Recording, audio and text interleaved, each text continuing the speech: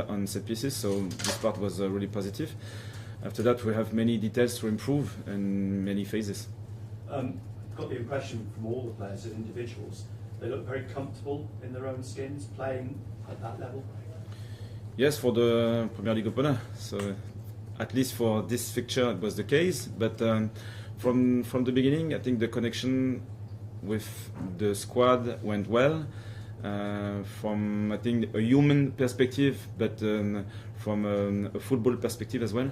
So we felt early in the season, during the pre-season games, that this connection was positive, even if sometimes the team was a bit unbalanced. And layer after layer, I think the last one was in Osborg. We felt that the dynamic was positive. Jensen Sealed, how's he? How is he? He's good. No problem. Yeah. You've brought in now quite a few defenders. I guess at the moment it's very much a case of the likes of Dan Ballard, Trey Hume, now Alderetti's come in, Reinildo.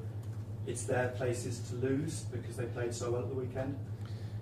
I think we need competition to be consistent in this league, and we need competition for the squad, we need competition for the position as well, because I think we'll need, because of injuries, because of suspension, but probably because of different style of play, we'll have to face different options in our squad, and it should be the case for the back line. And in terms of that competition, still lots of speculation about more players coming in. Where are you at the moment on that? Are there new faces still to come? We'll see. One week to go. We'll see at the end. Burnley, then tomorrow your first test away from home, but familiar opponents from last season. Do you expect a very different game from Burnley as to the test that West Ham provided? Yeah, so it's always a different story. They enjoyed a really strong season last year. They were really consistent, hard to beat. They conceded few goals, and they were always well organized. So I don't think it will be different for the next game. And they still have many threats to score goals.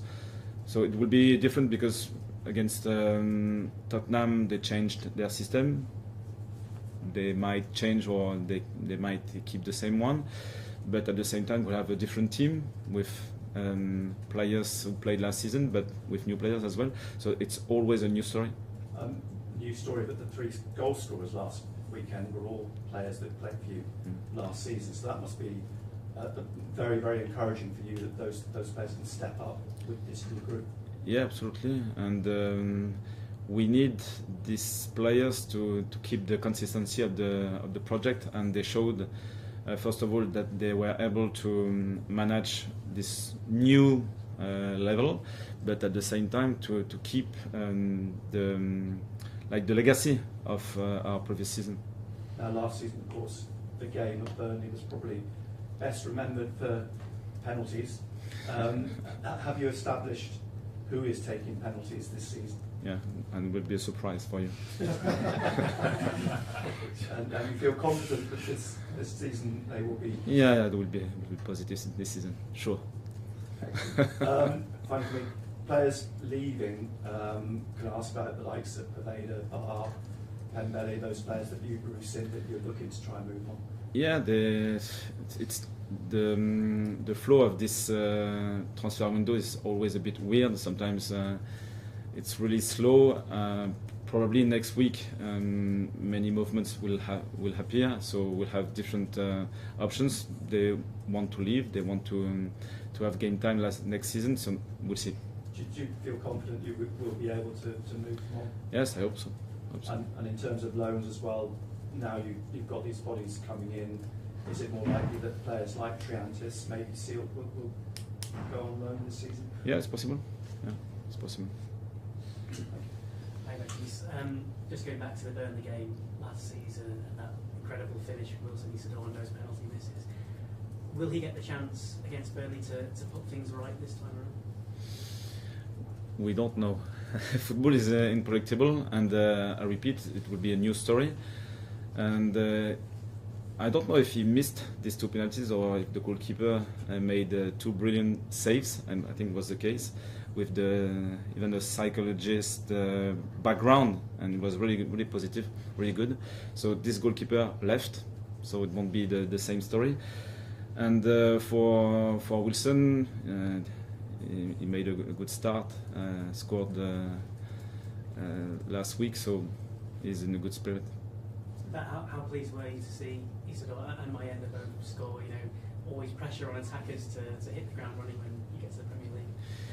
Yeah, I think it's like a reward for them because they worked really well during this first part of the season. With it's not a new competition, but it's a new story, and you have to reset, and they did really well.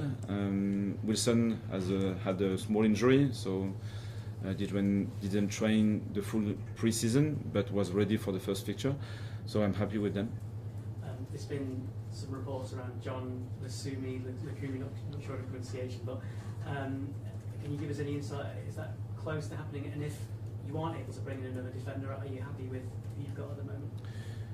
We still want to reinforce the squad if it makes sense for the balance. So I think it's still possible in the back line if we find the right player with the right level, with the right mindset to reinforce the squad. We still have one option maybe, but if it's not the case, we'll stay like that. And finally, and in attack, does that still apply as well with Abdul Fattah? That's another name that's been talked about as well from Leicester City. Yeah, many speculation, which is positive for everyone.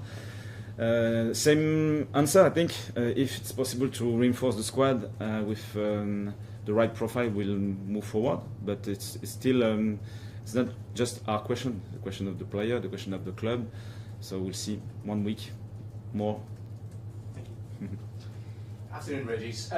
Plenty of Sunderland fans will have been celebrating after Saturday. So what does Regis Le Bris do after a game where the adrenaline will be quite high on the Saturday evening? Saturday evening? Yeah. I don't remember. But the day after, it was the usual routine, I would say, because it was a good start, and it was really positive for everyone, but it's still 3 points, and we'll need 42, 43, 44 points. So good start, but still a long way to go. So the day after, it was the analysis, it was a new training session and a full week to prepare, and we are in this mindset.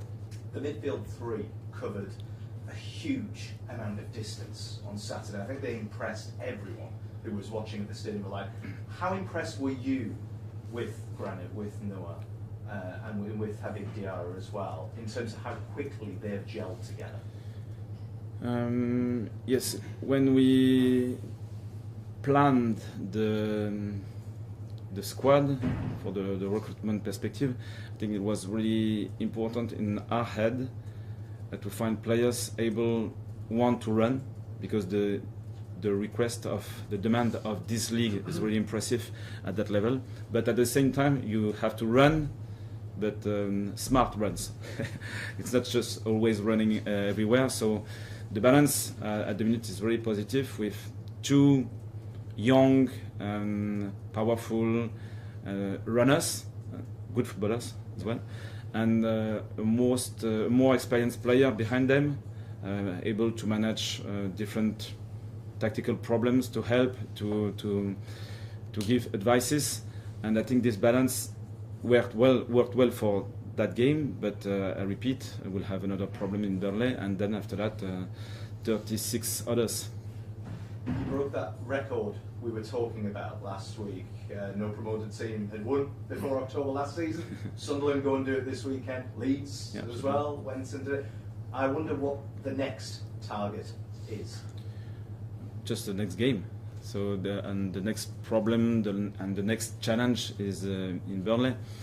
So we'll do our best, and if it's possible to win, we have to win if it's possible, because we'll have a strong opponent. They will be well organized, and I think they have this fighting spirit to open their Premier League as well. So it will be a tough challenge. Just very, very finally, I don't know if you've seen this, but there was a Twitter and X account, Mexico, who have decided to choose to support a European team, a random European team this season. Sunderland, they have chosen to follow hugely. So Mexico is entirely behind Sunderland this season. I wonder how you felt about that. I think it's positive for the energy. If we can find support, it's better than the opposite, I think. Yeah. Thanks, Rich. Hi Regis, good afternoon. Dan Ballard kind of picked up where he left off at the end of last season. It was so important for you getting promoted. He was outstanding at the Stadium of Light last week. How impressed have you been with him and his step up? And where do you think he can go in terms of his level?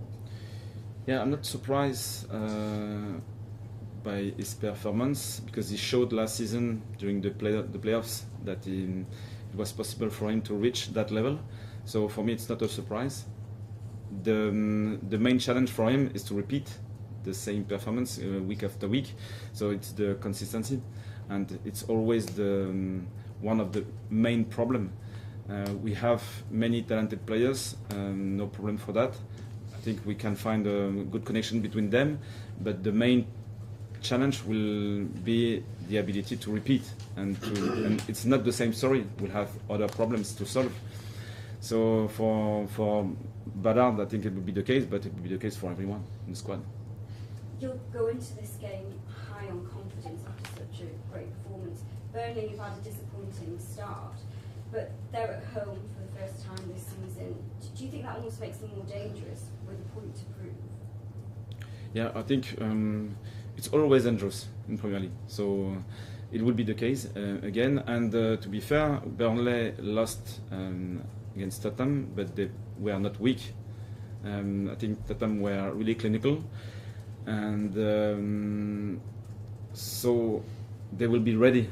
And I don't expect anything from them. So it's about us, the way we'll play this game, with the same ambition, the same desire, the same togetherness. Otherwise, we'll be punished, because this league is like that. Thank you for that. It was a big, huge, memorable day for the football club last Saturday. Obviously, everyone was at pains to point out it was only the first game, it was only the start, but do you think there's value in what happened last week, in just seeing the stadium so alive, and the new players seeing what it was like when the stadium's so alive, and everybody understanding what it's like when Sunderland win a game in the Premier League?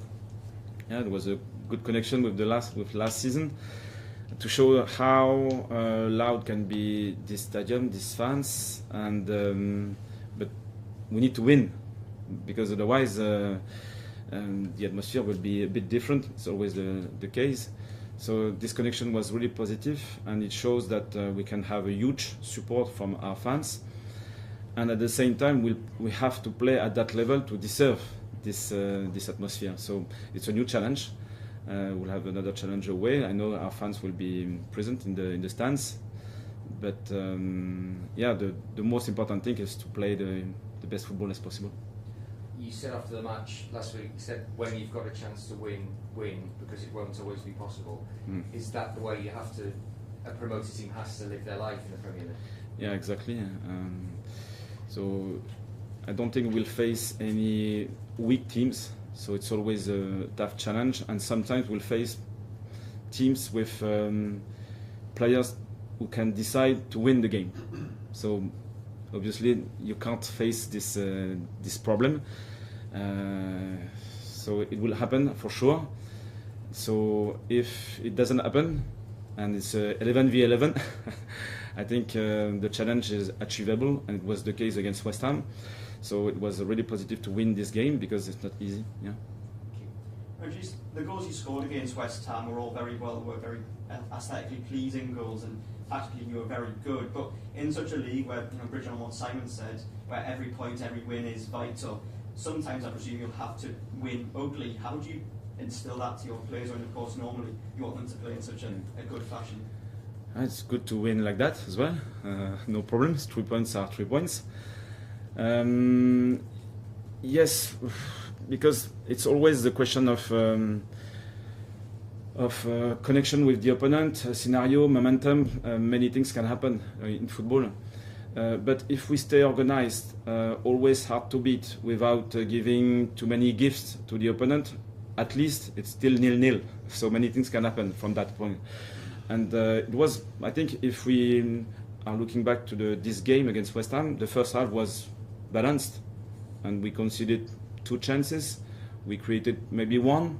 So because we were able to make it hard to score for them, we were still 0-0 at the end, during the half time. At the half time. So for the second half, it was a new story, because we don't know, sometimes just one event can change the dynamic, the momentum, and because football is really unpredictable. Sometimes the referee, sometimes it's a player can